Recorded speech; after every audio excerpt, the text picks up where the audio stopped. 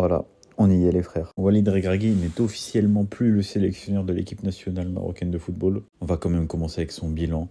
Walid Regragui, c'était 49 matchs, 36 victoires, 8 matchs nuls, 5 défaites, demi-finaliste s'il vous plaît de la Coupe du Monde 2022 et finaliste de la Coupe d'Afrique des Nations 2025. Voilà, un faux pas en huitième de finale de la Coupe d'Afrique 2023 en Côte d'Ivoire. Tu fais huitième de finale, tu sors contre l'Afrique du Sud. C'était un coup d'arrêt. Mais quand tu regardes, il fait 3 compétitions majeures. Il te fait 2 fois dernier carré minimum, une fois demi-finale en Coupe du Monde, s'il vous plaît. S'il vous plaît, en Coupe du Monde, on parle. Et il fait finale à la CAN. Certes, devant son public, mais il faut le faire. Ça faisait 50 piges, on n'avait pas gagné de trophée, certes. On n'a toujours pas gagné de trophée. Mais ça faisait 20 ans, on n'avait pas fait de finale. Donc au bout d'un moment, il faut respecter ce monsieur. Parce que j'en vois beaucoup dire « Ouais, c'est bien fait qu'il soit parti. Oui, il fallait le tège avant, il y a longtemps, machin, etc. » Mais non, en fait. Il nous a fait changer de dimension.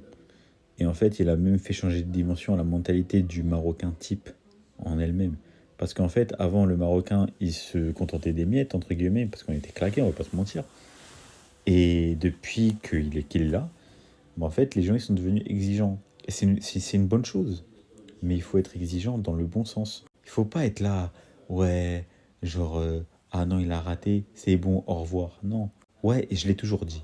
Des fois, il fait des mauvais choix, des fois, il fait des choix un peu frauduleux, où je comprends pas personnellement, des choix de liste, des choix de joueurs, des choix de changement dans un match, des choix tactiques.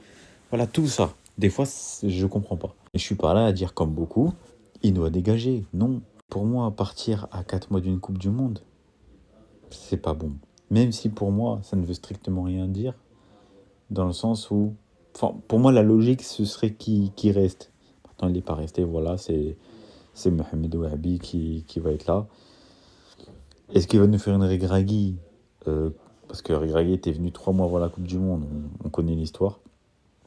Est-ce qu'il va faire la même chose? Je ne sais pas, mais on parle d'un champion du monde avec les moins de 20 ans. C'est pas n'importe quoi. Maintenant, les U20 et les A, c'est pas du tout la même chanson, c'est pas du tout la même histoire et la même musique, on le sait très bien. En tout cas, moi, je lui souhaite le meilleur, déjà à Walid, parce que franchement, moi, en tant que Marocain, il m'a tellement rendu fier. Et franchement, ça m'a fait de la peine, moi qui parle, je vous mens pas. La confiance, ça m'a fait mal, je vais pas vous mentir. Parce qu'au-delà du coach, c'est vraiment quelqu'un qui a apporté beaucoup mentalement chez les Marocains, pour moi.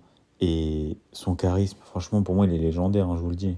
Un mec qui ne se laisse pas marcher dessus et qui dit tout ce qu'il pense, il s'en fout.